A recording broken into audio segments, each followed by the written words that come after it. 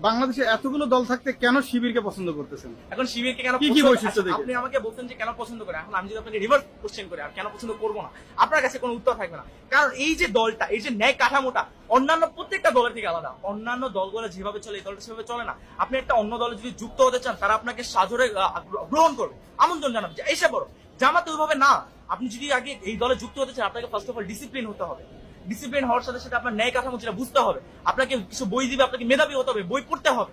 বই আপনাকে পড়ে পড়ে রিপোর্ট বুক দিবে, আপনি নামাজ পড়ছেন কিনা সব আপনাকে জানাতে হবে। এত কষ্টের পর এবং নিজের পকেট থেকে একটা পার্সেন্ট টাকা আপনার দলের দলটা অনুদান দিতে হবে। এত কষ্টের পর যে মানুষটা দলে থাকে, ওই মানুষটা কি কোনো স্বার্থে কোনো দলে আছে? আপনাদের কি মনে হয় কোনো স্বার্থে কোনো দল করতেছে? তারা তো চায় একটা ন্যায় শাসন বাংলাদেশে প্রতিষ্ঠা করবে, তাই তো সে দলটা করতেছে। কারণ কে চাবে যে ভাই আমি রাজপথে যুদ্ধ করব, আমি মারামারি করব, উল্টা আমি কোনো টাকা পাবো না, উল্টা আমি দলটা করব?